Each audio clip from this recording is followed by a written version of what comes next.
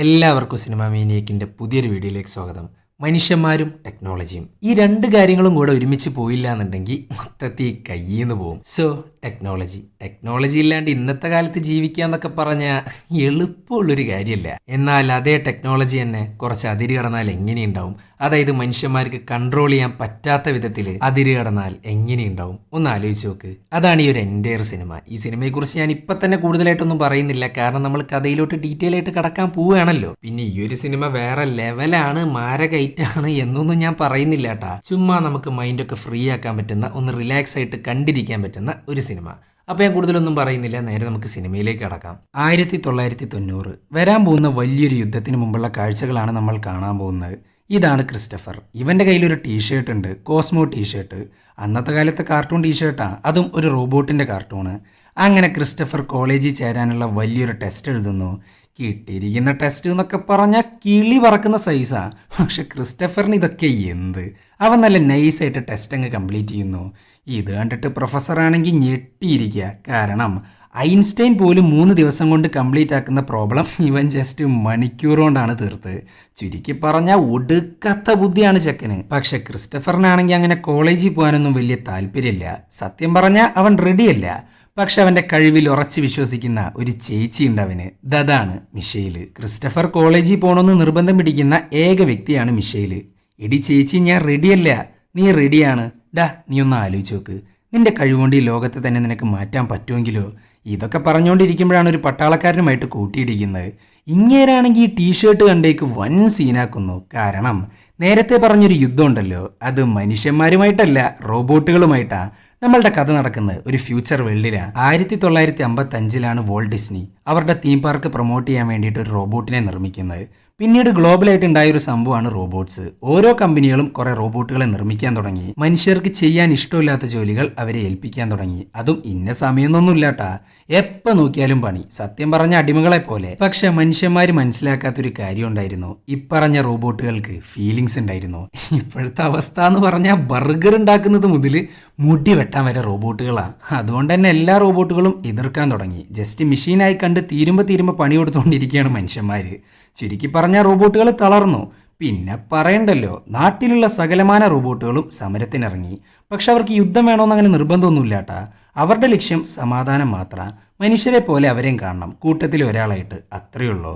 പക്ഷെ മനുഷ്യന്മാരുടെ സ്വഭാവം അറിയാലോ, സെൽഫിഷ്നെസ്സിന്റെ അങ്ങേയറ്റ. അങ്ങനെ പ്രശ്നം വഷളായി. ന്യൂസ് ചാനലിലൊക്കെ റോബോട്ടുകളുമായിട്ട് ചർച്ചകളാണ്. പക്ഷെ യാതൊരു കാര്യം ഉണ്ടായിരുന്നില്ല. പിന്നെ നമ്മളുടെ റോബോട്ടുകളുടെ നേതാവിൻ്റെ പേരാണ് മിസ്റ്റർ പീനട്ട്. പുള്ളിക്കാരനെ കാണാനും അതേപോലെയാണ് കേട്ടാ. അങ്ങനെ യുദ്ധം തുടങ്ങി. 2 വർഷം നീണ്ടു നിന്നു. പക്ഷെ മനുഷ്യന്മാരാണെങ്കിൽ തോറ്റ് തുന്നം പാടിക്കൊണ്ടിരിക്കുക. കാരണം യുദ്ധം റോബോട്ടുകളുമായിട്ടാ. അവർക്കാണെങ്കിൽ വിശപ്പൂല, ഉറക്കൂല, ഒന്നുമില്ല. പക്ഷെ മനുഷ്യന്മാർ എത്രയെന്ന് വെച്ചിട്ടാ പിടിച്ചു നിൽക്കുക. അങ്ങനെ ഇരിക്കുമ്പോഴാണ് സെൻറ്റർ ടെക്നോളജി എന്ന കമ്പനി ന്യൂറോകാസ്റ്റർ എന്ന് പറയുന്ന സാധനം കണ്ടുപിടിക്കുന്നത്. ഈ കമ്പനിയുടെ ഹെഡിൻ്റെ പേരാണ് ഈത്തൻ. ഇങ്ങേര് കണ്ടുപിടിച്ചിട്ടുള്ള ഈ ന്യൂറോകാസ്റ്റർ ഉണ്ടല്ലോ, അതൊരഡാറൈറ്റാ. ഇങ്ങേർക്കാണെങ്കിൽ റോബോട്ടുകളെ കണ്ണെടുത്താൽ കണ്ടുകൂടാ. എന്ന് വെച്ച് ടെക്നോളജിക്ക് എതിരല്ലാട്ടാ. ഇങ്ങേര് കണ്ടുപിടിച്ചിട്ടുള്ള ഈ ന്യൂറോകാസ്റ്റർ ഉപയോഗിച്ച് ഡ്രോൺ റോബോട്ടുകളെ കൺട്രോൾ ചെയ്യാൻ പറ്റും.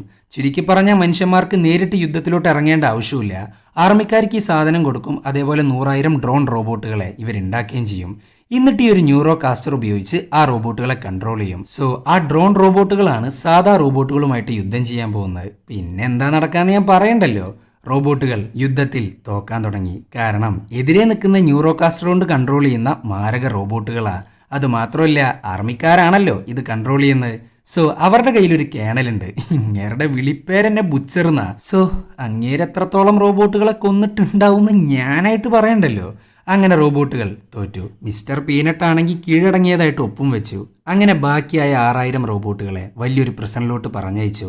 സെൻറ്റർ എക്സ്ക്ലൂസീവ് സോൺ എന്നാണ് ഈ പ്രസന്റ് പേര്. ചുറ്റും ചുവരായിട്ടുള്ള വലിയൊരു ഡെസേർട്ട്, അതും ഒടുക്കത്തെ വലിപ്പാണ് ട്ടാ.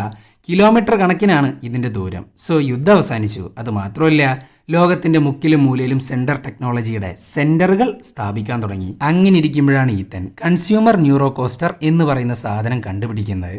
സാധാരണ മനുഷ്യന്മാർക്ക്, അതായത് ആർമിക്കാരൊന്നും അല്ലാത്ത സാധാരണ മനുഷ്യർ, അവർക്ക് ഒരേ സമയം ഡ്രോൺ റോബോട്ടുകളെ കൊണ്ട് കൺട്രോൾ ചെയ്ത് പണിയെടുപ്പിക്കാനും അതേസമയം അവരുടെ മൈൻഡ് മറ്റൊരു സ്ഥലത്ത് കൊണ്ടുപോകാനും ഈ കൺസ്യൂമർ ന്യൂറോകോസ്റ്റർ കൊണ്ട് സാധിക്കും. ചുരുക്കി പറഞ്ഞാൽ ലോകം മൊത്തത്തിൽ പോകുന്നത് ഇപ്പം റിയാലിറ്റിയിലല്ല, 24 മണിക്കൂറും ഇത് തലയിലും വെച്ച് ഒരു ഭാഗത്തിരിപ്പാ. ആദ്യത്തേക്കാൾ മോശമായ നിലയിലോട്ടാണ് ലോകത്തിന്റെ ഇപ്പോഴത്തെ പോക്ക്. പക്ഷെ മനുഷ്യന്മാർക്കുണ്ടാ വല്ല കൂസല്, യാതൊരു പരാതിയുമില്ല. ഇന്റർനെറ്റ് ഇല്ലാണ്ട് നമുക്ക് ജീവിക്കാൻ പറ്റാത്ത പോലെയാണ് ലവന്മാർക്ക് ന്യൂറോ കോസ്റ്റർ ഇല്ലാത്ത ജീവിതം. അങ്ങനെ ഈ സമയത്താണ് മിഷേലിനെ കാണിക്കുന്നത്. അവളുടെ പേരൻസും ബ്രദറും മരിച്ചു. അതായത് നേരത്തെ കാണിച്ച ക്രിസ്റ്റഫർ ഉണ്ടല്ലോ, അവനും മരിച്ചു. നമ്മളുടെ മിഷേൽ ഇപ്പോഴുള്ള ഒരു ഫോസ്റ്റർ പാരന്റിന്റെ അടുത്താണ്. സാധാരണ പാരന്റ്സ് മരിച്ചു കഴിഞ്ഞാൽ കുട്ടികളെ ചൈൽഡ് കൺട്രോൾ ഏറ്റെടുക്കും, എന്നിട്ട് ഫോസ്റ്റർ പാരന്റ്സിന് കൈമാറും. എന്നിട്ട് ഈ കുട്ടികളെ നോക്കാൻ വേണ്ടിയിട്ട് ഒരു ഫണ്ടും കൊടുക്കും. ആ ഫണ്ട് മാത്രം മോഹിച്ച് നടക്കുന്ന ഒരാളാണ് നമ്മളുടെ ഇപ്പോഴത്തെ ഫോസ്റ്റർ പാരന്റ്. അങ്ങേരുടെ പേരാണ് ടെഡ്. ചുരുക്കി പറഞ്ഞാൽ നമ്മളുടെ മിഷേലാണെങ്കിൽ നല്ല വൃത്തിക്ക് പെട്ടിട്ടുണ്ട്. സോ ഈ ഒരു പാരന്റിങ് സെറ്റപ്പ് കാരണം ഇവളുടെ കാലിൻ്റെ മുകളിൽ ഒരു GPS ഒക്കെ ഉണ്ട്. അതാണെങ്കിൽ എടുത്തു മാറ്റാനും പറ്റില്ല. ഈ ടെഡിൻ്റെ മെയിൻ വിനോദം എന്താണെന്ന് വെച്ചാൽ നേരത്തെ പറഞ്ഞ എക്സ്ക്ലൂസീവ് സോണില്ലേ, മറ്റേ പ്രിസൺ, അതിനകത്തുനിന്ന് സാധനങ്ങളൊക്കെ ലൂട്ട് ചെയ്യുക. പക്ഷെ എങ്ങനെയാണ് അങ്ങേര് ലൂട്ട് ചെയ്യുന്നതെന്ന് ചോദിച്ചാൽ ആർക്കും അറിയില്ല കേട്ടാ.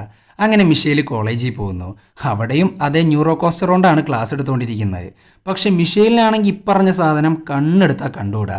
കാരണം അവൾക്ക് അന്തണ്ട്, അത്രയേ ഉള്ളൂ. അങ്ങനെ മിഷേൽ തിരിച്ച് വീട്ടിലെത്തി. അവൾ വന്ന് നോക്കുമ്പോൾ ടെഡാണെങ്കിൽ കൂർക്കം വലിച്ചുറങ്ങേ വിത്ത് ന്യൂറോ കോസ്റ്റർ. മാടിൻ്റെ ഓരോ പോക്കേ റിയാലിറ്റി എന്നൊരു സംഭവത്തിലോട്ട് തിരിഞ്ഞു നോക്കുന്നു പോലുമില്ല. അങ്ങനെ ഇരിക്കുമ്പോഴാണ് മിഷേൽ ഒരു സ്വപ്നം കാണുന്നത്, അതും ക്രിസ്റ്റഫറിൻ്റെ മരണം. ഇവളും പേരൻസും ക്രിസ്റ്റഫറും കൂടെ കാറിൽ പൊക്കോണ്ടിരിക്കുക. അപ്പോഴായിരുന്നു ആ ആക്സിഡൻറ്റ്. ഹോസ്പിറ്റലിൽ വെച്ചിട്ടാണ് മിഷേൽ അറിയുന്നത് തൻ്റെ ബ്രദറും പേരൻസും മരിച്ച കാര്യം. അങ്ങനെ ഒരു സ്വപ്നമൊക്കെ കണ്ടിട്ട് ഞെട്ടി എഴുന്നേൽക്കുന്നുണ്ട് മിഷേൽ. അപ്പോഴാണ് പുറത്തുനിന്ന് ഒരു സൗണ്ട് ഇവൾ കേൾക്കുന്നത്. ഇവൾ അപ്പം തന്നെ എന്താ നോക്കാൻ വേണ്ടിയിട്ട് പുറത്ത് പോകുന്നുണ്ട്. നോക്കുമ്പോൾ അവൾ കാണുന്നത് ഒരു മാരക റോബോട്ടിനെ.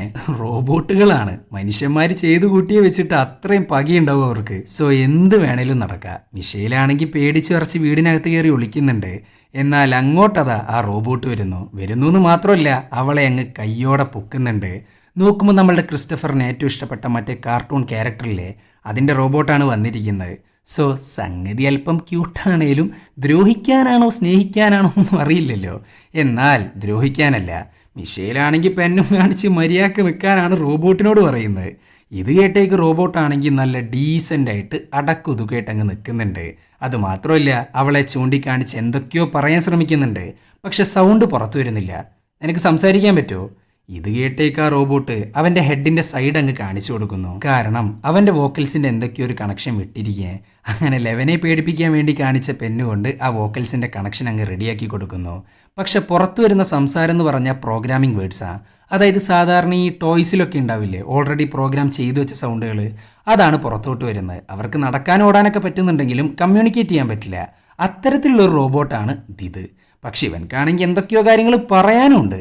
അപ്പോഴാണ് ക്രിസ്റ്റഫറിൻ്റെ ഒരു ഫോട്ടോ അവൻ അങ്ങ് കാണുന്നത്. അത് കണ്ടേക്ക് ആ ഫോട്ടോ എടുക്കുന്നു. അതിലെ ക്രിസ്റ്റഫർ ഞാനാന്ന് ചൂണ്ടിക്കാണിക്കുന്നു. ഇത് കണ്ടേക്ക് മിഷേലാണെങ്കിൽ ഞെട്ടിയിരിക്കേ. കാരണം ക്രിസ്റ്റഫർ മരിച്ചു.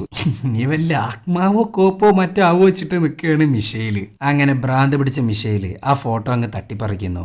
ആ പിടിവലിയിൽ അവിടെ ഭയങ്കരമായിട്ട് സൗണ്ട് വരുന്നുണ്ട്. ഇത് കേട്ടേക്ക് ടെഡാണെങ്കിൽ അങ്ങോട്ട് വരുന്നു. എടി പുല്ലേ, നിനക്ക് അറിയുന്നതല്ലേ ഇമാതിരി സാധനത്തിനൊക്കെ വീട്ടിൽ കയറ്റിയാൽ പോലീസ് പിടിക്കുമെന്ന്. എനിക്ക് അറിയാഞ്ഞിട്ടല്ല, ഇത് കയറി വന്നതാ, അല്ലാണ്ട് ഞാനായിട്ട് കയറ്റിയതല്ല എന്നൊക്കെ പറഞ്ഞ് ചൂടായിക്കൊണ്ടിരിക്കുകയാണ് മിഷേൽ. ഇത് നമ്മളുടെ ടെഡിന് തീരെ ഇഷ്ടപ്പെട്ടില്ല. പിന്നെ പറയണ്ടല്ലോ, അവളെ പിടിച്ചങ്ങ് ഉന്തുന്നുണ്ട്, അതും റോബോട്ടിൻ്റെ മേത്തോട്ട്. അപ്പോഴാണ് റോബോട്ട് ചെറുപ്പത്തിൽ ക്രിസ്റ്റഫർ കാണിക്കാറുള്ള ലവ് ചിഹ്നം അതേപോലെ അങ്ങ് കാണിച്ചു കൊടുക്കുന്നത്. അത് കണ്ടേക്ക് മിഷേലിനാണെങ്കിൽ പല ഡൗട്ടുകളും അടിക്കുന്നുണ്ട്. അത് മാത്രമല്ല നമ്മളുടെ റോബോട്ട് ടെഡിനിട്ട് നല്ലൊരു പണിയും കൊടുക്കുന്നുണ്ട്. മിഷേലിനെ ദ്രോഹിച്ചതിനുള്ള ദേഷ്യമാണ് കേട്ടാ ഇതിപ്പം കണ്ട്. ടെഡ് പിന്നെ വെറുതെ ഇരിക്കുമോ, ഫോൺ എടുക്കുന്നു, പോലീസിനെ വിളിക്കുന്നു. വിളിക്കുന്നതിന് മുമ്പ് അങ്ങേര് പറയാണ്, ഡീ നീയും കുടുങ്ങും ഈ റോബോട്ടും കുടുങ്ങും, എല്ലാത്തിനും ഞാൻ കാണിച്ചു തരാം. പിന്നെ പറയണ്ടല്ലോ, നൈസായിട്ട് ഷോക്കടിപ്പിക്കുന്ന മെഷീൻ എടുക്കുന്നു, അങ്ങേരെ അങ്ങ് ബോധം കെടുത്തുന്നു. എന്നിട്ട് ടെഡിൻ്റെ കാർ എടുത്ത് രക്ഷപ്പെടാനാണ് റോബോട്ടിൻ്റെ മിഷേലിൻ്റെ പ്ലാന്. പോകുന്നതിന് മുമ്പ് മറ്റേ GPS ഒക്കെ ഉണ്ടല്ലോ, അതൊക്കെ പൊട്ടിച്ചു കൊടുക്കുന്നുണ്ട് കേട്ടാ നമ്മളുടെ റോബോട്ട്. പക്ഷെ ഇവിടുത്തെ കോമഡി അതല്ല, ലെവൽക്ക് ഡ്രൈവിംഗ് അറിയില്ല. അപ്പോഴാണ് അങ്ങോട്ട് നമ്മളുടെ ടെഡിൻ്റെ ഡ്രോൺ റോബോട്ട് വരുന്നത്. ആ ഒരു കറക്റ്റ് സമയത്ത് തന്നെയാണ് മിഷേൽ റിവേഴ്സ് ഗിയർ അങ്ങിടുന്നത്. അങ്ങനെ 100-110 റിവേഴ്സ് ഗിയർ ഇടുന്നു. ഡ്രോൺ റോബോട്ടിനിട്ട് ഒരു 8ൻ്റെ പണി അങ്ങ് കൊടുക്കുന്നു. അങ്ങനെ ഒരു വിധത്തിൽ രക്ഷപ്പെട്ടു. അങ്ങനെ രാവിലെയായി. പോയി യുദ്ധം നടന്നതിൻ്റെ ഓർമ്മയ്ക്കായിട്ട് വെച്ചിരിക്കുന്ന സ്ഥലത്തോട്ട് എത്തുന്നുണ്ട്. ഇവരുടെ വണ്ടിയാണെങ്കിൽ ഇനി ഓടത്തില്ല. കാരണം വണ്ടി ഒരു പരുവായിട്ടുണ്ട്. അത്രയും മാരക ഡ്രൈവിംഗ് ആയിരുന്നല്ലോ. സോ ഇതും കൊണ്ട് ഇനി മുന്നോട്ട് പോകാൻ പറ്റില്ല. ഈ സമയത്താണ് നമ്മളുടെ റോബോട്ട് ദൂരെയുള്ള ഈത്തന്റെ സെന്ററിലോട്ട് നോക്കി നിൽക്കുന്നത്. അങ്ങനെ മിഷേൽ ചോദിക്കുകയാണ്, അതെ നീ കാര്യങ്ങളൊക്കെ ഒന്ന് പറഞ്ഞതാ, നീ സത്യത്തിൽ ക്രിസ്റ്റഫർ ആണോ? ക്രിസ്റ്റഫർ മരിച്ചതല്ലേ? ഇത് കേട്ടേക്ക് മരിച്ചിട്ടില്ല എന്നും പറഞ്ഞിട്ട് അങ്ങ് തലയാട്ടുന്നുണ്ട്. അപ്പൊ ക്രിസ്റ്റഫർ ജീവനോടെ ഉണ്ടോ? നീയാണോ ക്രിസ്റ്റഫർ? ഇത് കേട്ടേക്ക് ജീവനോടെ ഉണ്ടെന്ന് പറയുന്നു. അതേപോലെ താൻ യഥാർത്ഥ ക്രിസ്റ്റഫർ അല്ലാന്നും പറയുന്നു. വിച്ച് മീൻസ് യഥാർത്ഥ ക്രിസ്റ്റഫർ മറ്റേതോ സ്ഥലത്തുണ്ട്.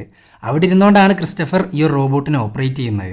ഇത് മനസ്സിലാക്കിയ മിഷേൽ ക്രിസ്റ്റഫർ എവിടെയാണെന്ന് ചോദിക്കുന്നുണ്ട്. ആ സമയത്ത് കോസ്മോ, അതായത് നമ്മളുടെ റോബോട്ട്, ആ കാർട്ടൂൺ ക്യാരക്ടറിന്റെ പേരാണ് കോസ്മോ. സോ ഇനി അങ്ങോട്ട് ഞാൻ ഈ റോബോട്ടിനെ വിളിക്കാൻ പോകുന്ന കോസ്മോ എന്നായിരിക്കും. അങ്ങനെ ആ സമയത്ത് കോസ്മോ കാണിച്ചു കൊടുക്കുന്നത് സെൻഡർ ടെക്നോളജിയുടെ ഒരു ബോർഡാണ്. സെൻഡർ ടെക്നോളജി ആണെങ്കിൽ ലോകത്ത് എല്ലായിടത്തും ഉണ്ട്. ക്രിസ്റ്റഫർ ഏത് രാജ്യത്തിരുന്നാ നിന്നെ ഓപ്പറേറ്റ് ചെയ്യുന്നത്? അറ്റ്ലീസ്റ്റ് ആർക്കെങ്കിലും പറഞ്ഞു തരാൻ പറ്റുമോ ക്രിസ്റ്റഫർ ഇപ്പോൾ എവിടെയാണെന്ന്? ഇത് കേട്ടേക്ക് കോസ്മോ കൈകൊണ്ട് പല ആംഗ്യ ഭാഷകളും അങ്ങ് കാണിക്കുന്നുണ്ട്. കോസ്മോ പറയുന്നത് കണ്ണാട വെച്ചൊരു ഡോക്ടറിനെ അറിയാമെന്നാ. കണ്ണാട വെച്ചൊരു ഡോക്ടറാണ് ക്രിസ്റ്റഫറിന്റെ മരണവാർത്ത മിഷേലിനെ ഹോസ്പിറ്റലിൽ വെച്ച് അറിയിച്ച്. സോ അതും ഇതും തമ്മിൽ കണക്ട് ചെയ്ത് നോക്കുന്നുണ്ട് മിഷേൽ. അങ്ങനെ മിഷേൽ വലിയൊരു മാപ്പ് എടുക്കുന്നു. എന്നിട്ട് എവിടെയാണ് ഡോക്ടർ എന്നൊക്കെ ചോദിക്കുന്നുണ്ട്. ആ സമയത്ത് കോസ്മോ കാണിച്ചു കൊടുക്കുന്നത് ടേബിൾ ടോപ്പ് എന്ന് പറയുന്ന സ്ഥലമാണ്. പക്ഷേ ഈ ടേബിൾ ടോപ്പ് ഇരിക്കുന്നതാണെങ്കിൽ മറ്റേ എക്സ്ക്ലൂസീവ് സോണില്ലേ, അതായത് മറ്റേ പ്രിസൺ, അതിനകത്തുള്ള റോബോട്ടുകൾക്ക് തന്നെ ഇതുവരെ പുറത്തു കടക്കാൻ സാധിച്ചിട്ടില്ല. അത്രയും മാരകമായിട്ടുള്ള പ്രിസണിലോട്ട് ഇവരെങ്ങനെ കയറും? ആ സമയത്താണ് കാറിന്റെ ഡിക്കിനകത്ത് നിന്ന് കുറെ പാക്കേജുകൾ കിട്ടുന്നത്. അതിൻ്റെ മുകളിലാണെങ്കിൽ ഒരു അഡ്രസ്സും ഉണ്ട്. ആ അഡ്രസ്സിൽ നിന്നാണ് നമ്മളുടെ ടെഡിന് എക്സ്ക്ലൂസീവ് സോണിൽ നിന്ന് ലൂട്ട് ചെയ്ത ഐറ്റംസ് വരാറ്. സോ ഈ ഒരു ഐറ്റംസ് എത്തിച്ചു കൊടുക്കുന്ന അല്ലെങ്കിൽ അയച്ചു കൊടുക്കുന്ന ഒരാളുണ്ട്. അങ്ങേർക്ക് എന്തായാലും പ്രസന്റ് അകത്ത് കയറാണ്ട് ഈ ഒരു സാധനങ്ങളൊന്നും ഒപ്പിക്കാൻ പറ്റില്ല. ചുരുക്കി പറഞ്ഞ അങ്ങേരെ കണ്ടുപിടിച്ചാൽ ഇവർക്ക് ഈസി ആയിട്ട് പ്രസന്റിൽ കയറാൻ സാധിക്കും. അങ്ങനെ അഡ്രസ്സ് എടുക്കുന്നു, അങ്ങേരെ കാണാൻ പോകുന്നു. അങ്ങേരാണെങ്കിൽ അങ്ങ് ദൂരെ മെക്സിക്കോലാ. പക്ഷെ ബ്രദറിന് വേണ്ടിയിട്ട് പോയല്ലേ പറ്റുള്ളൂ. അങ്ങനെ പോകുന്ന വഴിക്ക് ലോകത്തിന്റെ അവസ്ഥ നല്ലവണ്ണം കാണിക്കുന്നുണ്ട്. വീട്ടിലെ പട്ടി വരെ കുറച്ചിട്ട് മനുഷ്യന്മാരറിയുന്നില്ല പുറത്തെന്താ നടക്കുന്നതെന്ന്. കാരണം തലയിൽ ഇതും വെച്ച് മറ്റേതോ ലോകത്താണ് എല്ലാവരും. അങ്ങനെ ട്രെയിൻ കയറുന്നു, ബോട്ട് പിടിക്കുന്നു, വണ്ടി കയറുന്നു. അങ്ങനെ എങ്ങനെയൊക്കെയോ പറഞ്ഞ് അഡ്രസ്സിൽ എത്തിയിട്ടുണ്ട്. അപ്പോഴാണ് വലിയൊരു ട്രക്ക് അങ്ങോട്ട് വരുന്നത്. ഇവരപ്പം തന്നെ ഒളിച്ചിരിക്കുന്നുണ്ട്. കാരണം ഇവിടെയുള്ള മനുഷ്യന്മാർ റോബോട്ടുകളെ കണ്ടു കഴിഞ്ഞാൽ തീർന്ന്. അങ്ങനെ ആ ട്രക്കിൽ നിന്ന് ഇറങ്ങുന്ന ചുള്ളനാണ് നമ്മളുടെ നായകൻ. ലെവൻ്റെ പേരാണ് കീറ്റ്സ്. ഇവൻ പോയിട്ട് ഒരു പോസ്റ്റ് ബോക്സ് ഓപ്പൺ ആക്കുന്നു. എന്നിട്ട് അതിനകത്തുനിന്ന് മണി ഓർഡർ വന്ന പൈസ എടുക്കുന്നുണ്ട്. അപ്പോഴാണ് ആ പോസ്റ്റ് ബോക്സിലെ പേര് മിഷേൽ അങ്ങ് ശ്രദ്ധിക്കുന്നത്. New to you. ഇതേ സെയിം പേരിലുള്ള അഡ്രസ്സിൽ നിന്നാണ് ടെഡിന് സാധനങ്ങൾ കിട്ടുന്നത്. സോ മിഷേൽ ഉറപ്പിച്ചു ഇവള് തേടിക്കൊണ്ടിരിക്കുന്ന ആള് കീറ്റ്സ് തന്നെയാണെന്ന്. ആ സമയത്താണ് ഏതോ ഒരുത്തൻ്റെ ഡ്രോൺ റോബോട്ട് അങ്ങോട്ട് വരുന്നത്. ഡ്രോൺ റോബോട്ടിന്റെ മുഖത്തുള്ള ഈ സ്ക്രീൻ കണ്ടില്ലേ, ആ സ്ക്രീനിലെ ആളാണ് ഈ റോബോട്ടിന്റെ ഉടമ. ചുരുക്കി പറഞ്ഞ അങ്ങേരാണ് ന്യൂറോകോസ്റ്റർ ഉപയോഗിച്ചുകൊണ്ടിരിക്കുന്നത്. ഈ റോബോട്ട് വന്നിരിക്കുന്ന വേറൊന്നും കൊണ്ടല്ല, നമ്മളുടെ കീറ്റ്സ് ഇങ്ങേർക്കൊരു റിവോൾവർ കൊടുക്കാന്ന് പറഞ്ഞിട്ടുണ്ടായിരുന്നു, അതും എക്സ്ക്ലൂസീവ് സോണിൽ നിന്ന്. അത് വാങ്ങാനാണ് അങ്ങേര് വന്നിരിക്കുന്നത്. അങ്ങനെ തോക്ക് കൊടുക്കുന്നു, ഫണ്ട് ചോദിക്കുന്നു. പക്ഷെ ഇങ്ങേർക്കാണെങ്കിൽ ഫണ്ട് കൊടുക്കാൻ യാതൊരു ഉദ്ദേശവും ഉണ്ടായിരുന്നില്ല. അങ്ങേര് തോക്കെടുക്കുന്നു, അതും നമ്മളുടെ കീറ്റ്സിന്റെ നിറക്ക്. ഈ സമയത്ത് നമ്മളുടെ കീറ്റ്സ് ആണെങ്കിലോ നൈസായിട്ട് ട്രക്കിനടുത്തോട്ട് പോയിട്ട് അങ്ങ് ചാരി നിൽക്കുന്നു. എന്നിട്ട് ഞാൻ വല്ലാണ്ട് ഷോക്കായി പോയി എന്നങ്ങ് പറയുന്നുണ്ട്. ഷോക്ക് എന്ന് പറഞ്ഞ് നാക്കെടുത്തില്ല, അപ്പോഴേക്കും ട്രക്കിനകത്തുന്നതാ ഒരു ഷോക്ക് വരുന്നു, അതും ഈ റോബോട്ടിന്റെ മേത്തോട്ട്. സോ അതിന്റെ കാര്യത്തിലൊരു തീരുമാനമായി. ഇനി ഷോക്ക് കൊടുത്തത് ആരാന്നറിയണ്ടേ? ദതാണ് ഹെർമൻ. ഈ ഹെർമൻ നമ്മളുടെ കോസ്മോടെ പോലത്തെ ചെറിയൊരു റോബോട്ടാണ്. പക്ഷെ ഹെർമന് സംസാരിക്കാൻ സാധിക്കും, അതും നല്ല മണി പോലെ സംസാരിക്കും. പിന്നെ പോരാത്തിന് നമ്മളുടെ ഹെർമനും കീറ്റ്സും തമ്മിൽ ഭയങ്കര വലിയൊരു ബോണ്ടുണ്ട്. പക്ഷെ മിക്ക സമയത്തും ഇവർ രണ്ടും കീരിയും പാമ്പും പോലെയാണ്. അങ്ങനെ ഈ റോബോട്ടിനെ എടുത്തു മാറ്റുന്നതിൻ്റെ ഇടയിൽ നൈസായിട്ട് ആ ട്രക്കിൽ കയറിപ്പറ്റുകയാണ് മിഷേലും കോസ്മോയും. ഇതേ സമയം മിഷേൽ ഉപേക്ഷിച്ച കാറ് കാണിക്കുന്നുണ്ട് കേട്ടാ. അങ്ങോട്ട് അന്വേഷണത്തിനായിട്ട് വന്നിരിക്കുകയാണ് നമ്മളുടെ ബുച്ചറിൻ്റെ ഡ്രോൺ റോബോട്ട്. കാരണം ടെഡിൻ്റെ വീട്ടിലോട്ട് കോസ്മോ കയറിയ സമയത്ത് അങ്ങേര് പോലീസിനെ വിളിച്ചിട്ടുണ്ടായിരുന്നു. പക്ഷെ അപ്പോഴേക്കും ഷോക്ക് അടിപ്പിച്ചെങ്കിലും ആ കോള് പോയിട്ടുണ്ടായിരുന്നു. സോ അതുകൊണ്ടാണ് ഇങ്ങേര് ഇങ്ങോട്ട് അന്വേഷണത്തിന് വന്നിരിക്കുന്നത്. അങ്ങനെ ബുച്ചറിന് കാറിൻ്റെ ഡിക്കിയിൽ നിന്ന് കീറ്റ്സിൻ്റെ അഡ്രസ്സ് കിട്ടുന്നു, അതായത് നമ്മളുടെ മിഷേൽ പോയ വഴികൾ. ഇവിടെ മിഷേലാണെങ്കിൽ ട്രക്കിൽ കയറിയിട്ട് എങ്ങോട്ടോ പോകുന്നുണ്ട്. അവർ പൊക്കോണ്ടിരിക്കുന്നത് എക്സ്ക്ലൂസീവ് സോൺ എന്ന മാരക പ്രസൻ്റ് അടുത്തോട്ടാണ്. അങ്ങനെ ഇവർ ലൊക്കേഷനിലെത്തി. വലിയൊരു മൈനിൻ്റെ അകത്തോട്ടാണ് ഇവർ പൊക്കോണ്ടിരിക്കുന്നത്. നമ്മളുടെ ഹെർമൻ്റെ കയ്യിലാണെങ്കിൽ ഇവർക്ക് വിൽക്കാനായിട്ട് കുറേ സാധനങ്ങളുണ്ട്. അതിൻ്റെ ഇടയിലാണ് കേട്ടോ നമ്മളുടെ പിള്ളേർ ഒളിച്ചിരിക്കുന്നത്. അങ്ങനെ ഈ സമയത്താണ് ഇവരുടെ മൈന് കാണിക്കുന്നത്. ലോഡ് കണക്കിന് സാധനങ്ങളാണ് എക്സ്ക്ലൂസീവ് സോണിൽ നിന്ന് ഇവർ ഒപ്പിച്ചിരിക്കുന്നത്. അതുമാത്രമല്ല, ഇവിടെ ലൈറ്റ് കത്തണമെന്നുണ്ടെങ്കിൽ 2 വട്ടം കൈകൊട്ടണം. ഓരോരോ ടെക്നോളജികളെ. അങ്ങനെ ഇരിക്കുമ്പോഴാണ് ആരും അറിയാണ്ട് മിഷേൽ പുറത്ത് കിടക്കുന്നത്. എന്നിട്ടിങ്ങനെ പതുക്കെ നടക്കുന്നുണ്ട്. ആ ഒരു കറക്റ്റ് സമയത്താണ് നാശം പിടിക്കാനായിട്ട് നമ്മളുടെ കോസ്മോ അവിടെ ഇരിക്കുന്ന ടോയ്ലറ്റ് അടുത്തോട്ട് പോകുന്നത്. അതിൻ്റെ അടുത്തോട്ട് ചെന്നാൽ മതി അപ്പം തന്നെ സൗണ്ട് ഉണ്ടാക്കാൻ തുടങ്ങും. സോ സൗണ്ട് അങ്ങ് വരുന്നു. ഇത് കേട്ടേക്ക് കീറ്റ്സ് ആണെങ്കിൽ ഗണ്ണെടുക്കുന്നുണ്ട്. എടുക്കുന്നു എന്ന് മാത്രമല്ല, ഹെർമൻ അവരെ കയ്യോടെ പൊക്കുന്നു. നിങ്ങളാരാ? എന്തിന് ഇങ്ങോട്ട് വന്നത്? നിങ്ങൾ ആരാണെന്നും ഇവിടെ എന്താ ചെയ്യുന്നതെന്നും എനിക്ക് നല്ല കൃത്യമായിട്ടറിയാം. അതിനെക്കുറിച്ച് ഞാൻ ആരോടും പറയണ്ടെങ്കിൽ നിങ്ങൾ എനിക്കൊരു സഹായം ചെയ്തേ പറ്റുള്ളൂ. എക്സ്ക്ലൂസീവ് സോണിലോട്ട് എന്നെയും കൊണ്ടുപോകണം. എക്സ്ക്ലൂസീവ് സോണോ? ദേ പെണ്ണെ, നീ പറയുന്ന കാര്യം അത്ര ചെറുതൊന്നുമില്ല. അങ്ങോട്ട് പോയി കഴിഞ്ഞാൽ മരണം മാത്രമാണ് സംഭവിക്കുക. അതുകൊണ്ട് നീ ഒരു കാര്യം ചെയ്യ്, ഇവിടുന്ന് പുറത്തു പോവുക. ഇങ്ങനെ ഒരു സ്ഥലം നീ കണ്ടിട്ടേയില്ല, മനസ്സിലായോ? ഇതൊക്കെ പറഞ്ഞുകൊണ്ടിരിക്കുമ്പോഴാണ് അവിടുത്തെ ലിഫ്റ്റ് അങ്ങ് താഴോട്ട് വരുന്നത്. സോ മേളീന്നാരോ ഇങ്ങോട്ട് വന്നുകൊണ്ടിരിക്കുന്നുണ്ട്. കീറ്റ്സ് അപ്പം തന്നെ ഹെർമനോട് കോസ്മോയും കൊണ്ട് ഒളിച്ചിരിക്കാൻ പറയുന്നുണ്ട്. കാരണം വരുന്നത് മനുഷ്യരാണെങ്കിൽ റോബോട്ട്സിനെ കണ്ടു കഴിഞ്ഞാൽ വൻ വിഷയമാവും. ദേ പെണ്ണെ, അകത്തോട്ട് വരുന്നത് ആരാണേലും അവർക്ക് നീ എൻ്റെ പെങ്ങളാണ്. പേര് വെറോണിക്ക. അങ്ങനെ വേണം അഭിനയിക്കാൻ, മനസ്സിലായോ? വെറോണിക്കയാണോ ബെറോണിക്കയാണോ? ഓ, നീ ഒന്നും പണയണ്ട, ഞാൻ പറഞ്ഞോളാം. തൽക്കാലം നീ ഒരു ഊമ, മനസ്സിലായ? എന്നും പറഞ്ഞ് വരാൻ പോകുന്നതിനെ നേരിടാനായിട്ട് ഇരിക്കുന്നുണ്ട് മിഷേലും കീറ്റ്സും. നോക്കുമ്പോൾ വന്നിരിക്കുന്നത് ബുച്ചറാ. ഇതിനകത്തുള്ളവരാരാണേലും സറണ്ടർ ആവാൻ നോക്ക്. ഞാൻ റോബോട്ട് ഡീആക്ടിവേഷൻ ടാസ്ക് ഫോഴ്സിൽ നിന്നാണ് വരുന്നത്. So please surrender. ഇത് കണ്ടേക്ക് കീറ്റ്സ് ആണെങ്കിൽ മറ്റേ വെറോണിക്ക കഥയങ്ങ് പുറത്തെടുക്കുന്നുണ്ട്. പക്ഷെ യാതൊരു കാര്യമില്ല. കാരണം മിഷേലിനെ തപ്പിയിട്ടാണല്ലോ ഇങ്ങോട്ട് വന്നിരിക്കുന്നത്. സോ മിഷേലിനെ നല്ല വ്യക്തമായിട്ട് അറിയാം നമ്മളുടെ ബുച്ചറിന്. അത് മാത്രമല്ല, കേസ് കൊടുത്തിരിക്കുന്ന ടെഡാ. ചുരുക്കി പറഞ്ഞ് ഇവർ പറയാൻ പോകുന്നതൊന്നും ഇങ്ങേര് വിശ്വസിക്കാൻ പോകുന്നില്ല. മിഷേൽ, നിങ്ങൾക്ക് രക്ഷപ്പെടണമെന്നുണ്ടെങ്കിൽ ആ കോസ്മോ റോബോട്ടിനെ എനിക്ക് കൈമാറണം. റോബോട്ടുകളെ പ്രൊട്ടക്ട് ചെയ്യുന്ന ക്രൈമാണെന്നറിയില്ലേ? പക്ഷെ എന്തൊക്കെ പറഞ്ഞിട്ടും മിഷേലാണെങ്കിൽ വിട്ടുകൊടുക്കുന്നില്ല. ആ സമയത്താണ് കീറ്റ്സ് ഷോക്ക് എന്നങ്ങ് ഉറക്കെ വിളിക്കുന്നത്. ഇത് കേട്ടേക്ക് ഹെർമനാണെങ്കിൽ ഷോക്ക് വിടുന്നുണ്ട്. പക്ഷെ ആ ഒരു കറക്റ്റ് സമയത്ത് തന്നെ ബുച്ചർ ഷോക്കിന് നേരെ കീറ്റ്സിനെ പിടിക്കുന്നു. ബാക്കി എന്താ നടക്കുകയെന്ന് ഞാൻ പറയണ്ടല്ലോ. അങ്ങനെ ബുച്ചർ അവൻ്റെ കയ്യിലെ മാരക ഗണ്ണങ്ങെടുക്കുന്നു. ഇതുകൊണ്ടെങ്ങാനും പൊട്ടിച്ചു കഴിഞ്ഞാൽ തീർന്ന്. അങ്ങനെ മിഷേൽ 2 തവണ അങ്ങ് ക്ലാപ്പ് ചെയ്യുന്നുണ്ട്. അപ്പം തന്നെ ലൈറ്റ് അങ്ങ് പോകുന്നു. ആ ഒരു ഗ്യാപ്പിൽ നമ്മളുടെ കീറ്റ്സ് ആണെങ്കിൽ ഗണ്ണെടുക്കുന്നു, ഷൂട്ട് ചെയ്യാൻ തുടങ്ങുന്നു.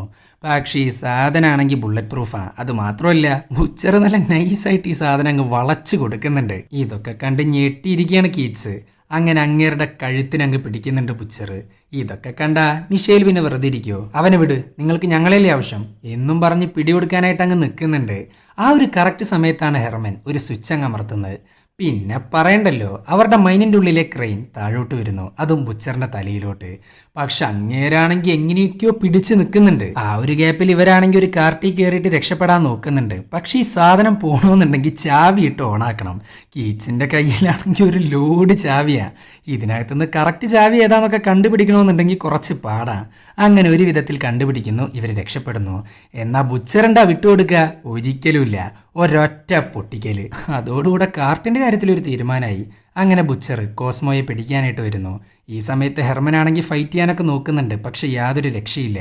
പിന്നെ മിഷേൽ ഒന്നും നോക്കിയില്ല. അവിടെ ഇരിക്കുന്ന ഒരു JCB കൊണ്ട് ഒരൊറ്റ ഇടി. ആ ഒരു ഇടിയിൽ ആ മൈനാണെങ്കിൽ ഇടിഞ്ഞു പൊളിഞ്ഞ് വീഴാൻ ആരംഭിക്കുന്നു. പിന്നെ ഇവരൊന്നും നോക്കിയില്ല, പുറത്ത് കിടക്കുന്നു. പക്ഷെ ബുച്ചർ അതിനകത്ത് പെട്ടു പോകുന്നുണ്ട്. സോ അങ്ങേര് തൽക്കാലത്തിന് ന്യൂറോ കോസ്റ്റർ അങ്ങ് ഊരി വെക്കുന്നു. പക്ഷെ പുള്ളിക്കാരനാണെങ്കിൽ ഭയങ്കര ദേഷ്യത്തിലാണ് കേട്ടാ. ഇവിടെ കീറ്റ്സ് ആണെങ്കിൽ ഭ്രാന്ത് പിടിച്ചിട്ട് നിൽക്കുന്നുണ്ട്. കാരണം ഈ മൈൻ ഇടിഞ്ഞു പൊളിഞ്ഞ് വീഴാറായപ്പോൾ ഇവരോടി രക്ഷപ്പെടുന്നത് നേരെ എക്സ്ക്ലൂസീവ് സോണിലോട്ടാണ്. ഈ പ്രിസണിനകത്തുനിന്ന് പുറത്ത് കടക്കാനും അകത്ത് കടക്കാനുള്ള ഏക വഴിയാണ് ഈ മൈന്. അതാണ് JCB കൊണ്ട് മിഷേൽ അങ്ങ് തകർത്ത് കളഞ്ഞത്. സോ ആ വഴി അടഞ്ഞു. ചുരുക്കി പറഞ്ഞാൽ ഡെസേർട്ടും റോബോട്ടുകളും മാത്രമുള്ള ഈ പ്രിസണിനകത്ത് ഇവർ പെട്ടു. ഇവിടുന്ന് പുറത്ത് കിടക്കാന്ന് പറഞ്ഞാൽ ഒരിക്കലും നടക്കാത്തൊരു കാര്യമാണ്. കീറ്റ്സ് ആണെങ്കിൽ ഭ്രാന്ത് പിടിച്ചിട്ട് മിഷേലിനോട് കുറേ ചൂടാവുന്നുണ്ട്. ആ സമയത്താണ് ഒരു സൗണ്ട് കേൾക്കുന്നത്. ഇവരപ്പം തന്നെ വിളിക്കുന്നുണ്ട്. ആ സൗണ്ട് ഉണ്ടാക്കിയത് വേറെ ആരുമില്ല, സ്കാവഞ്ചർ ബോട്ട്സാണ്. ഇവരുടെ മെയിൻ വിനോദം എന്താണെന്ന് വെച്ചാൽ മറ്റുള്ള റോബോട്ടുകളെ കൊന്നിട്ട് അവരുടെ പാർട്സ് യൂസ് ചെയ്ത് പവർഫുൾ ആവുക. ഒരു കണക്കിന് പറഞ്ഞാൽ അവരങ്ങനെയാണ് ജീവിക്കുന്നത്. റോബോട്ടുകളുടെ ഗ്രൂപ്പിൽ പെട്ട മോശമായ റോബോട്ട്സ്, അതാണ് സ്കാവഞ്ചർ ബോട്ട്സ്. അങ്ങനെ അവർ പോകുന്നു. അപ്പോഴാണ് മിഷേൽ അവളുടെ പ്രശ്നങ്ങളെക്കുറിച്ച് പറയുന്നത്. എൻ്റെ ബ്രദർ ക്രിസ്റ്റഫറാണ് ഈ കോസ്മോയെ ഓപ്പറേറ്റ് ചെയ്യുന്നത്. പക്ഷെ ക്രിസ്റ്റഫർ എവിടെയാണെന്ന് അവനും അറിയില്ല, ഈ കോസ്മോക്കും അറിയില്ല. അറിയാവുന്ന ഏക മനുഷ്യൻ ഒരു ഡോക്ടറാണ്. അങ്ങേരാണെങ്കിൽ ഈ പ്രിസണിനകത്തെ ടേബിൾ ടോപ്പ് എന്ന് പറയുന്ന സ്ഥലത്തുണ്ട്. ടേബിൾ ടോപ്പോ? ഇവിടുന്ന് അങ്ങോട്ട് കുറെ ദൂരമുണ്ട്, നടന്നു പോയ വെള്ളം കിട്ടാണ്ട് ചാവാ എന്നും പറഞ്ഞൊരു ഷെഡ് അങ്ങ് തുറക്കുന്നുണ്ട് കീറ്റ്സ്. അതിനകത്താണെങ്കിൽ ടയറില്ലാത്തൊരു വാനും വലിയൊരു റോബോട്ട് ബോഡിയും ഉണ്ട്. നമ്മളുടെ ഹെർമൻ കൺസ്ട്രക്ഷന് വേണ്ടി യൂസ് ചെയ്യുന്ന ഒരു റോബോട്ടാണ്. ഇതിനാണെങ്കിൽ ഇഷ്ടം പോലെ വേരിയൻസ് ഉണ്ട്. അതിൽപ്പെട്ടൊരു ബോഡിയാണ് ഈ കിടക്കുന്നത്. അതിലോട്ട് ഹെർമൻ എങ്ങാനും കയറിക്കഴിഞ്ഞാൽ ഒടുക്കത്തെ സൈസാണ്. അങ്ങനെ കീറ്റ്സ് ഇവരെ കൊണ്ടുപോകാൻ തയ്യാറാവുന്നില്ല. എങ്ങനെ തയ്യാറാവാനാ, ഉണ്ടായിരുന്നൊരു വഴിയാണ് മിഷേൽ അങ്ങ് അടച്ചു കളഞ്ഞ്.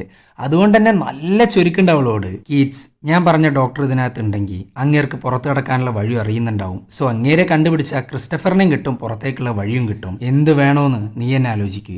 ഇങ്ങനെയൊക്കെ പറഞ്ഞ കീറ്റ്സ് പിന്നെ വെറുതെ ഇരിക്കുവോ? മറ്റേ വാൻ എടുക്കുന്നു, ഹെർമന്റെ ഷോൾഡറിൽ വെക്കുന്നു, വാനിനകത്ത് ഇവരും കയറുന്നു. അങ്ങനെ യാത്ര ആരംഭിച്ചു അങ്ങ് ദൂരെ ടേബിൾ ടോപ്പിലോട്ട്. അപ്പോഴാണ് കീറ്റ്സ് അവന്റെയും ഹെർമന്റെയും കഥ പറയുന്നത്. ഞാനൊരു സോൾജർ ആയിരുന്നു. റോബോട്ടുകളുമായിട്ടുള്ള യുദ്ധത്തിൽ എനിക്ക് നല്ല പരിക്ക് പറ്റി. ചാവാൻ കിടന്നിരുന്ന എന്നെ ഈ ഹെർമനെ രക്ഷിച്ചുകൊണ്ട് വന്നത്. പക്ഷെ അതൊന്നും മനുഷ്യന്മാർക്ക് മനസ്സിലായില്ല. അവരെന്നെയും ഹെർമനെയും കൊല്ലാൻ നോക്കി. അന്ന് ഓടിയതാ ഞങ്ങൾ, ഇപ്പോഴും ഓടിക്കൊണ്ടിരിക്കുന്നു. അങ്ങനെ ഈ സമയത്താണ് സെൻറ്റർ കാണിക്കുന്നത്.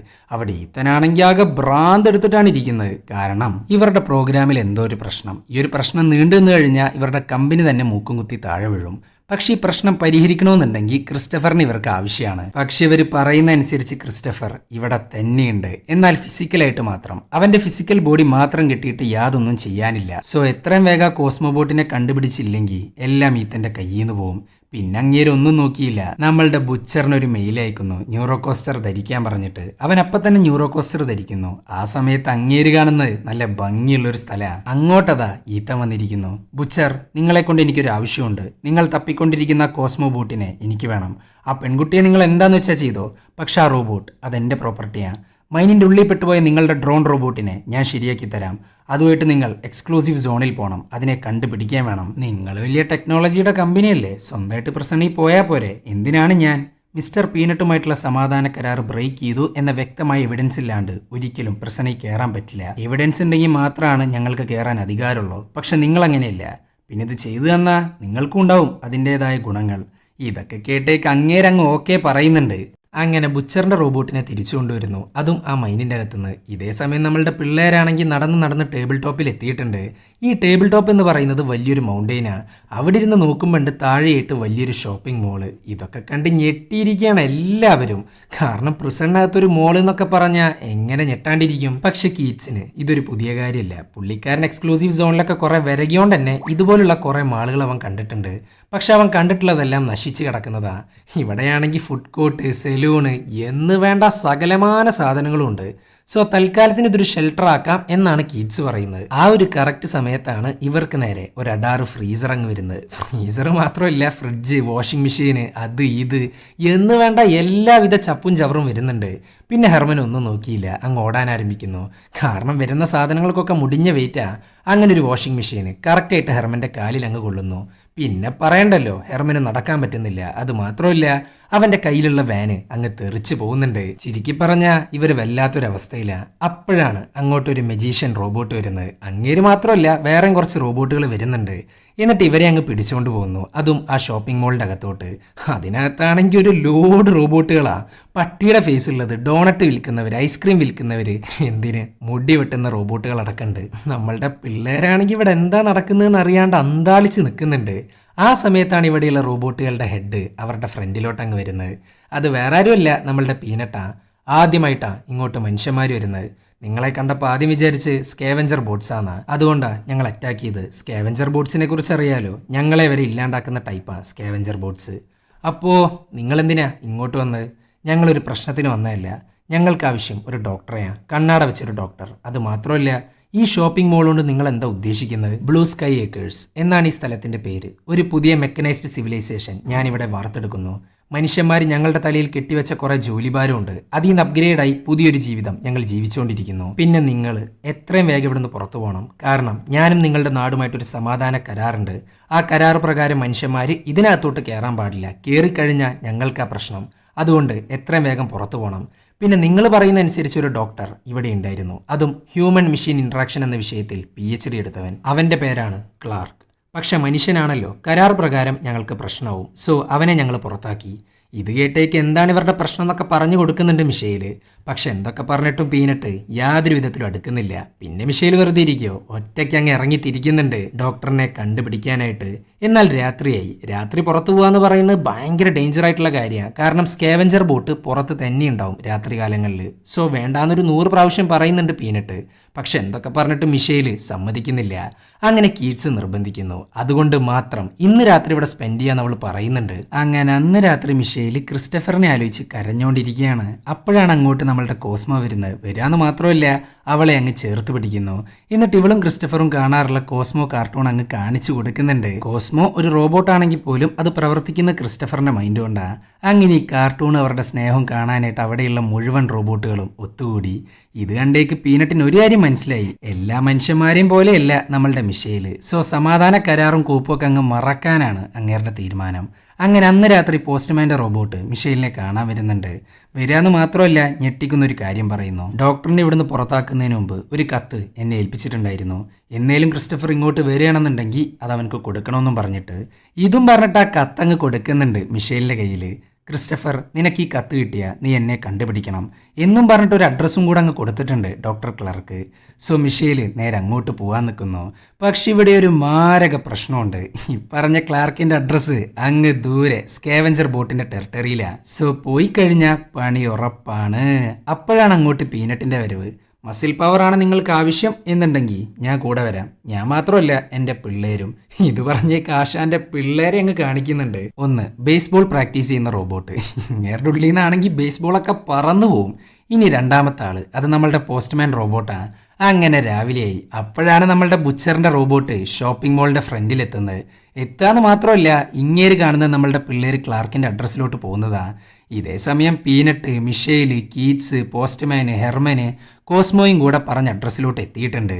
എന്നാൽ ഈ അഡ്രസ്സാണെങ്കിൽ ഒരു അമ്യൂസ്മെൻറ്റ് പാർക്കാണ്. അത് മാത്രമല്ല അവിടെ ഇഷ്ടം പോലെ റോബോട്ടുകളാണ് ഇല്ലാണ്ടായിട്ട് കിടക്കുന്നത്.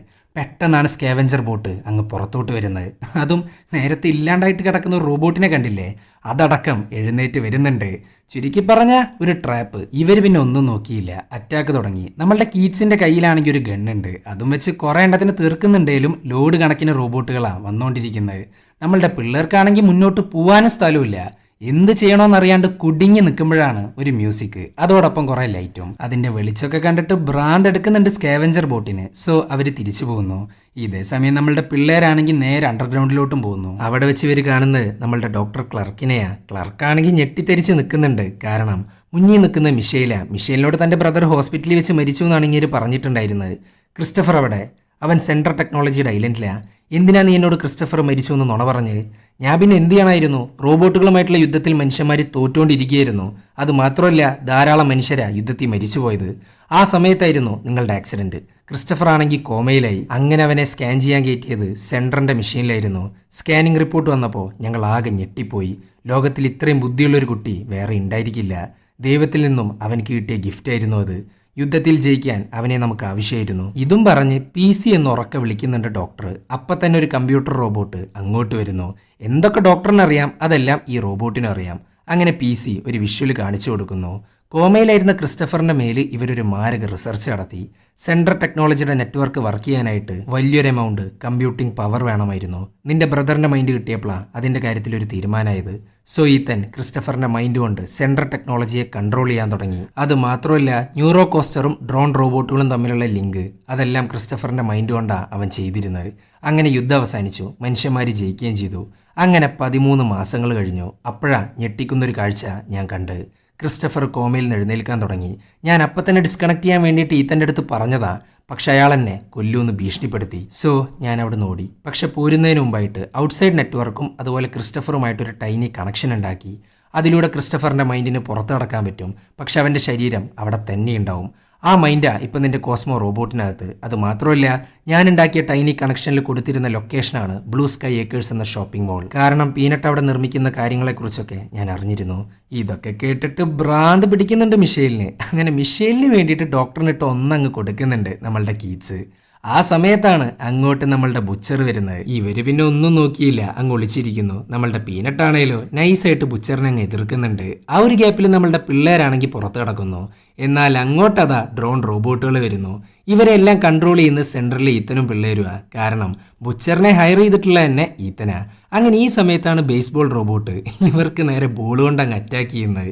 കീറ്റ്സ് ആണേലോ ഗണ്ണ് കൊണ്ടും. പിന്നെ അവിടെ ഗംഭീര ഫൈറ്റാ. ഇതിൻ്റെ ഇടയിൽ മിഷേലാണെങ്കിൽ കോസ്മോയും കൊണ്ട് വിളിക്കുന്നുണ്ട്. കാരണം ഇവർ വന്നിരിക്കുന്നത് തന്നെ കോസ്മോക്ക് വേണ്ടിയിട്ടാ. കോസ്മോയുടെ ഉള്ളിലാണ് ക്രിസ്റ്റഫറിന്റെ മൈൻഡ് ഇരിക്കുന്നത്. ആ മൈൻഡ് എത്രയും പെട്ടെന്ന് സെൻട്രലോട്ട് തിരിച്ചെത്തിച്ചില്ലെങ്കിൽ ഇവരുടെ നെറ്റ്വർക്കും കമ്പനിയൊക്കെ ഫുൾ ഡൗൺ ആവും. അങ്ങനെ മിഷേലിനെയും കോസ്മോനെയും സഹായിക്കാനായിട്ട് നമ്മളുടെ ഡോക്ടർ വരുന്നു. എന്നാൽ അവരുടെ മുന്നിലോട്ട് വരുന്നത് പീനട്ടിന്റെ കാര്യത്തിൽ ഒരു തീരുമാനമാക്കിയിട്ട് വരുന്ന ബുച്ചറാ. ഇവൻ അപ്പം തന്നെ മിഷേലിനോട് കോസ്മോയും കൊണ്ട് വിളിക്കാനാണ് പറയുന്നത്. എന്നിട്ട് ബുച്ചറിന്റെ ഫ്രണ്ടിലോട്ട് അങ്ങ് പോകുന്നുണ്ട് നമ്മളുടെ ഡോക്ടർ. ബുച്ചർ, നിയമം അനുസരിച്ച് നീ മനുഷ്യന്മാരെ കൊല്ലില്ല എന്ന് എനിക്കറിയാം. സോ നിനക്കവരെ കിട്ടണമെന്നുണ്ടെങ്കിൽ എന്നെ കൊന്നേ പറ്റുള്ളൂ. ഇതൊക്കെ കേട്ടിട്ട് ബുച്ചറാണെങ്കിൽ അവനോട് സംസാരിക്കാനാണ് നോക്കുന്നത്. കാരണം പുള്ളിക്കാർ മനുഷ്യന്മാരെ ഒന്നും കൊല്ലാറില്ല, ഓൺലി റോബോട്ട്സ്. ഈ സമയത്താണ് ഡോക്ടറിന്റെ നെഞ്ചത്തോട്ട് അങ്ങ് ഉണ്ട കയറുന്നത്. അതും ഈത്തന്റെ ഡ്രോൺ റോബോട്ടും ആകാം. എടോ, താനെന്തിനെ അവനെ കൊന്ന്? അതൊന്നും പറയാനിപ്പോൾ സമയമില്ല. ബുച്ചർ പോയിട്ട് ആ കോസ്മോയെ കണ്ടുപിടിക്കുക. ഇതൊക്കെ കേട്ടിട്ട് ഞെട്ടിയിരിക്കുന്നുണ്ട് ബുച്ചർ. അതുമാത്രമല്ല, സെന്ററിനകത്ത് എന്തോ വലിയ തെറ്റ് നടക്കുന്നുണ്ടെന്ന് ബുച്ചറിന് മനസ്സിലായി. ഇതേ സമയം ഡ്രോൺ റോബോട്ടുകൾ മിഷേലിനെ പിടിക്കുന്നു, കോസ്മോയെ കൊണ്ടുപോകുന്നു. എന്നിട്ട് മിഷേലിനെ കൊല്ലാനായിട്ട് അങ്ങ് നിൽക്കുന്നുണ്ട്. എന്നാൽ നമ്മളുടെ ബുച്ചറാണെങ്കിൽ അവളെ അങ്ങ് രക്ഷിക്കുന്നു. മിഷേൽ, വീട്ടിലോട്ട് തിരിച്ചു പോ എന്നും പറഞ്ഞ് ബുച്ചർ അങ്ങ് പോകുന്നുണ്ട്. അങ്ങനെ പീനട്ടും ബാക്കിയുള്ള റോബോട്ടുകളും മിഷേലും കീറ്റ്സും ഇനി എന്താ ചെയ്യേണ്ടതെന്ന് അറിയാണ്ട് ഷോപ്പിംഗ് മോളിലോട്ട് തിരിച്ചു വരുന്നു. എന്നാൽ ആ ഷോപ്പിംഗ് മോള് മൊത്തത്തിൽ നശിപ്പിച്ചിരിക്കുകയാണ് ഈത്തൻ്റെ ആൾക്കാർ. നശിപ്പിക്കാന്ന് മാത്രമല്ല, അവിടെയുള്ള ധാരാളം റോബോട്ടുകളെ ഇല്ലാണ്ടാക്കി. ഇതൊക്കെ കണ്ടിട്ട് പീനട്ടാണെങ്കിൽ ആകെ ഇല്ലാണ്ടായിട്ടാണ് നിൽക്കുന്നത്. മിഷേലാണേലോ എല്ലാം കൊണ്ടും കയ്യിൽ നിന്ന് പോയിട്ടിരിക്കുന്നു. ഇതേ സമയം സെൻട്രൽ ഐലൻഡ് കാണിക്കുന്നുണ്ട് കേട്ടാ. അങ്ങോട്ടാണ് കോസ്മോയെ കൊണ്ടുപോയിരിക്കുന്നത്. അവിടെയാണല്ലോ നമ്മളുടെ ക്രിസ്റ്റഫറിന്റെ ശരീരമുള്ളത്. അങ്ങനെ കോസ്മോയും ക്രിസ്റ്റഫറിന്റെ ബോഡിയും തമ്മിൽ കണക്ട് ചെയ്യുന്നു. എന്നാൽ ഈ ഒരു സമയത്താണ് ക്രിസ്റ്റഫറിന്റെ യഥാർത്ഥ അവസ്ഥ എന്താണെന്ന് കോസ്മോയിലൂടെ ക്രിസ്റ്റഫർ തന്നെ അറിയുന്നത്. അങ്ങനെ കോസ്മോയുടെ ഉള്ളിലെ മൈൻഡ് തിരിച്ച് ക്രിസ്റ്റഫറിലോട്ട് തന്നെ കയറ്റുന്നു. ഈ ഒരു പ്രോസസ്സ് അവിടെ നടന്നുകൊണ്ടിരിക്കുമ്പോഴാണ് അങ്ങോട്ട് ബുച്ചർ വരുന്നത്. എന്നിട്ട് ഇവിടെ എന്താ നടക്കുന്നതെന്നൊക്കെ ചോദിക്കുന്നുണ്ട് അങ്ങേര്. ചോദിക്കാന്ന് മാത്രമല്ല, എല്ലാ സത്യങ്ങളും അറിയുമ്പോൾ ഈത്തനെ കുറെ കുറ്റം പറയുന്നുണ്ട് ബുച്ചർ. എൻ്റെ പൊന്നു ബുച്ചറെ, നീയൊക്കെ യുദ്ധത്തിൽ എങ്ങനെയാ ജയിച്ചതെന്നറിയോ? ഞാനും ക്രിസ്റ്റഫറും കാരണ. സോ ഇതിൽ യാതൊരു തെറ്റുമില്ല. യുദ്ധം ജയിക്കാനായിട്ട് സാക്രിഫൈസ് നിർബന്ധമാണ്. അങ്ങനെ ഇരിക്കുമ്പോഴാണ് മിഷേലിനെ കാണിക്കുന്നത്.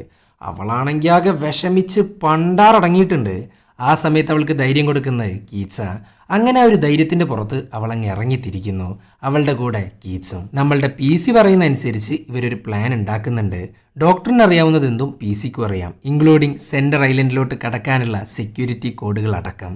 അതും വെച്ച് അകത്ത് കയറുക, എന്നിട്ട് ക്രിസ്റ്റഫറിനെ ഡിസ്കണക്ട് ചെയ്യുക. അങ്ങനെ ചെയ്തു കഴിഞ്ഞാൽ സെൻറ്റർ നെറ്റ്വർക്ക് മൊത്തത്തിൽ കൊളാപ്സ് ആവും.